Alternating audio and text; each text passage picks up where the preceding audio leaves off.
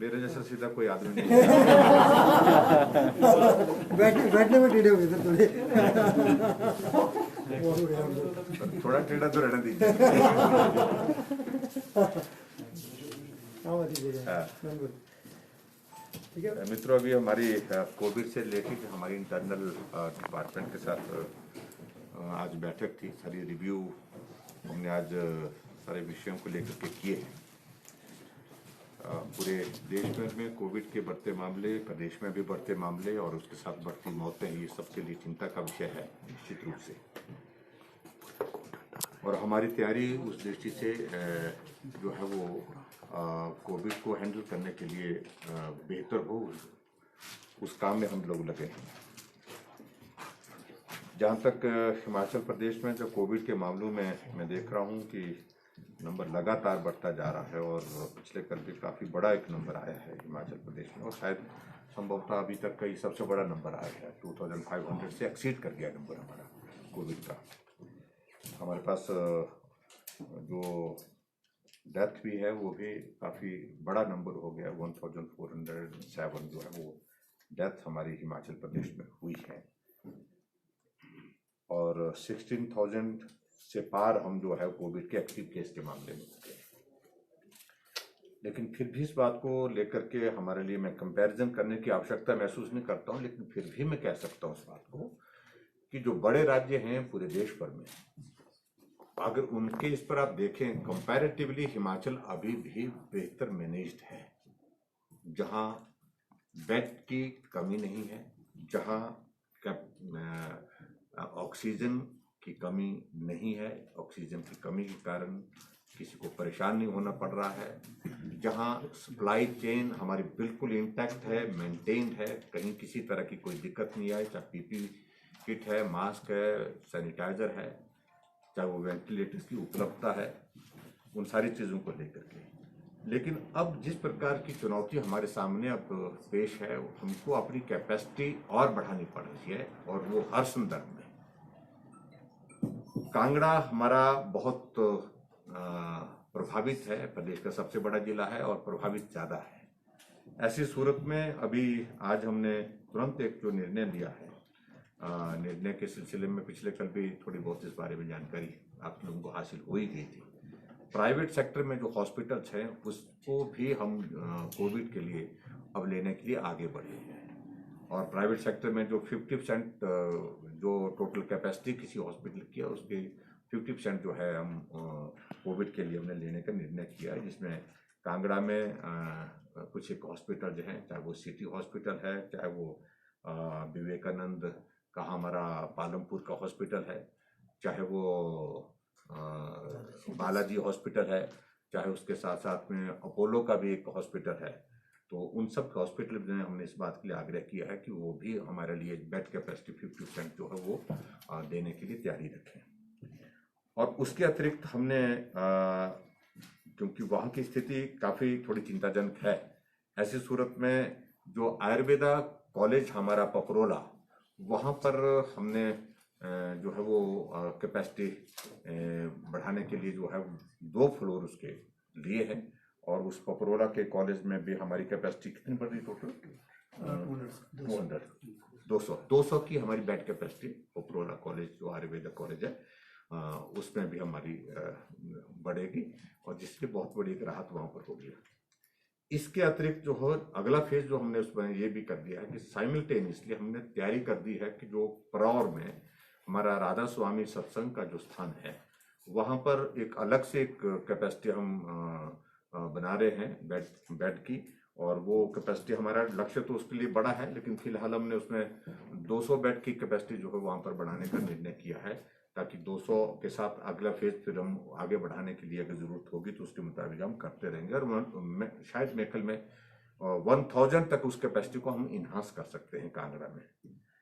और उसी तरह से शिमला में भी हमने बेड कैपेसिटी को बढ़ाने के लिए कुछ निर्णय लिए हैं। पिछले कल हमारी शिमला की जो मीटिंग थी उसमें मैंने पहले भी कह दिया है, उसमें प्रमुख रूप से जो अवेलेबल हमारे पास है एक आयुर्वेदा हॉस्पिटल है 50 बेड, वहाँ पर उसकी कैपेसिटी को हम ले रहे हैं, उसको शुरू कर रहे हैं। उसके साथ जो आईजीएमसी में ओपीडी का जो हमारा न्यू ब्लॉक ओपीडी जो आईजीएमसी में जिसमें 9 फ्लोर है, उसमें हम हर फ्लोर में लगभग जो 50 बेड लग सकते हैं उसमें।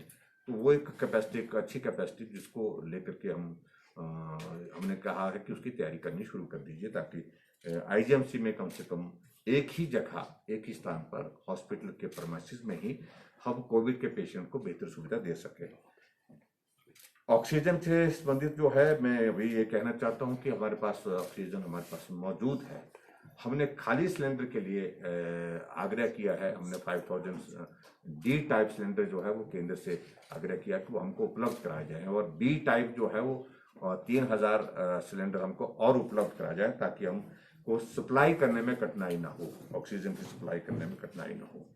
बाकी सारी चीज़ों को लेकर के जहाँ रिस्ट्रिक्शन से संबंधित है, रिस्ट्रिक्शन से संबंधित जो चीज़ें हैं उसमें चीज़ें उसी तरह से, और शिक्षण संस्थान जो हमारे बाकायदा इसकी नोटिफिकेशन हम कल करेंगे, लेकिन मैं जानकारी के रूप में आप सबके बीच में यह है कि हमारी मंशा है कि अभी तो 10 मई तक वो शिक्षण संस्थान जिस तरह से बंद, उस प्रकार से वो कायम रहेंगे, बंद रहेंगे।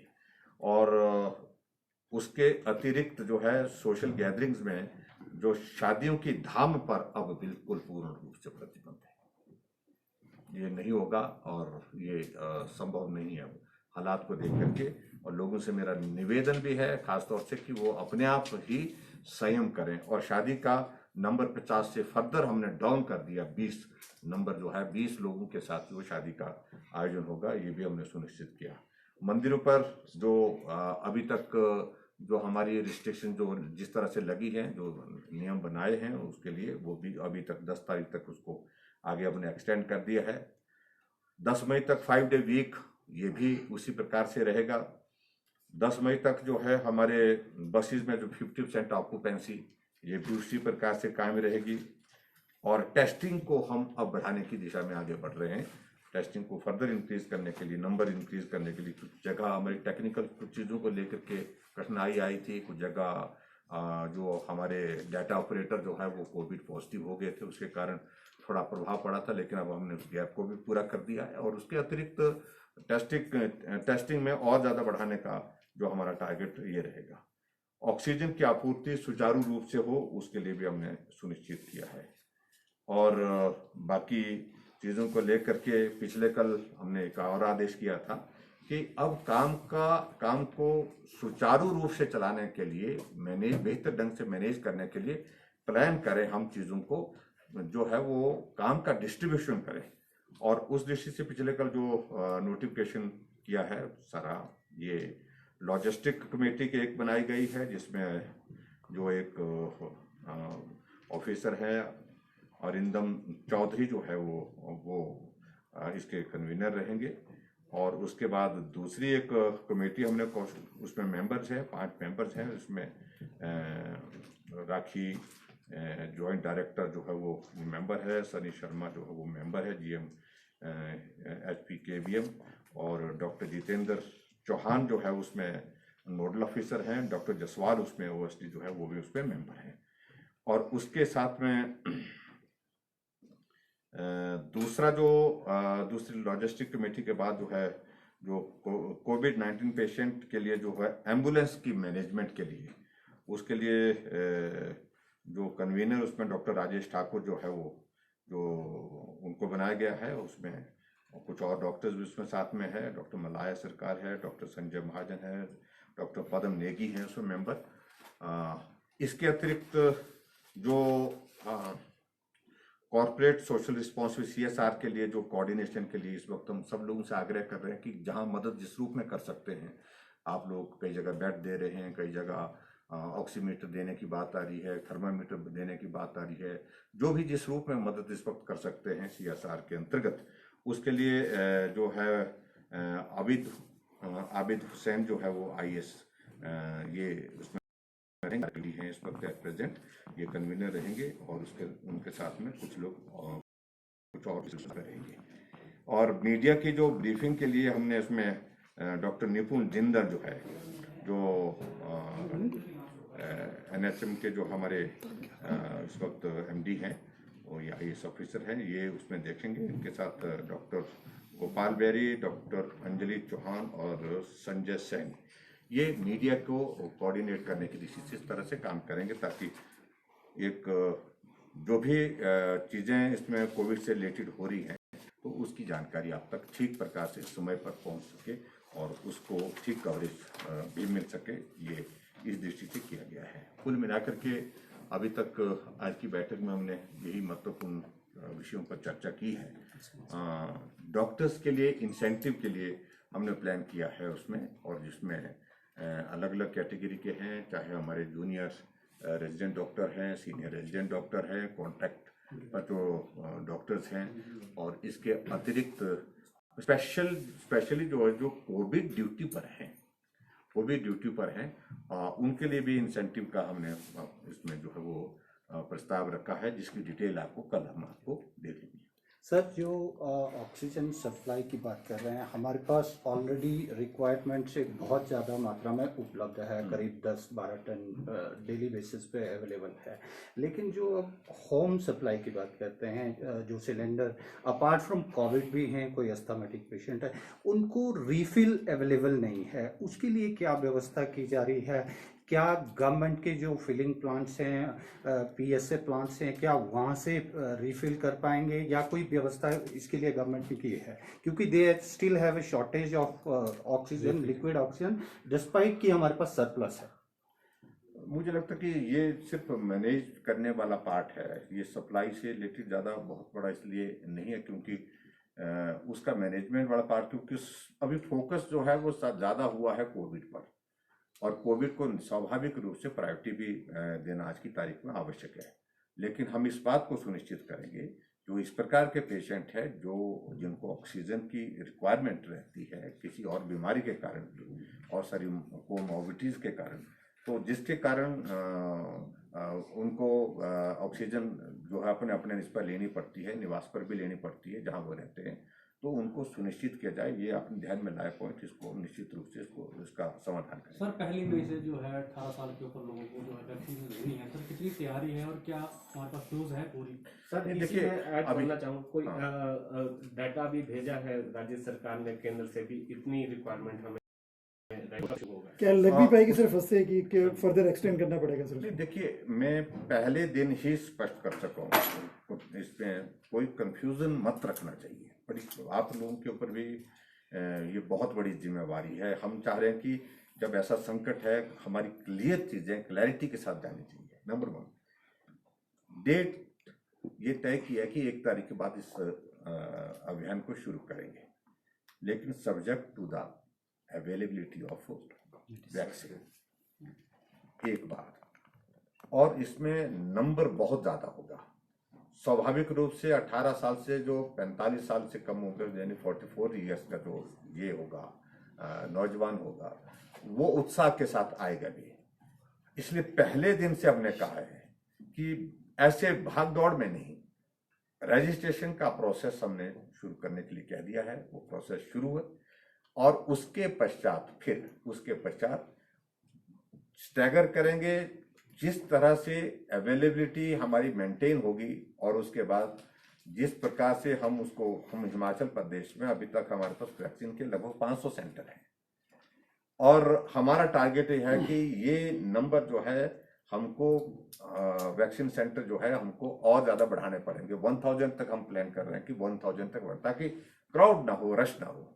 और हमारी 1 वीक की जो है रिक्वायरमेंट जो है वो रहेगी लगभग 5 लाख के लगभग वैक्सीन की अवेलेबिलिटी हमारे पास होनी चाहिए। हमारे पास जो कोल्ड चेन है वो मेंटेन्ड है, लेकिन सप्लाई जैसे वहां से इंश्योर होगी, उसके बाद हम इसका चार्ट प्लान करके जो है देंगे, और उस प्लान के मुताबिक ही लोगों को जो है वहां पर आने के लिए सेंटर पर कहेंगे। और उसमें आप सबका भी कोऑपरेशन चाहिए, लोगों का भी, जो हमारे नौजवान हैं उनका भी कोऑपरेशन चाहिए, क्योंकि बहुत बड़ा एक अभियान होगा। इस वक्त हमारा पूरा हेल्थ केयर का जो हमारा जो वर्कर है, वो ज्यादा फोकस कोविड के पेशेंट के लिए लगा हुआ है। तो हमें उसी रिसोर्स के माध्यम से, उसके लिए हम कुछ और भी जो है मैन पावर जो है वो खड़ी कर रहे हैं, तैयार कर रहे हैं, जिसके माध्यम से इस अभियान को भी हम ठीक प्रकार से चला सके।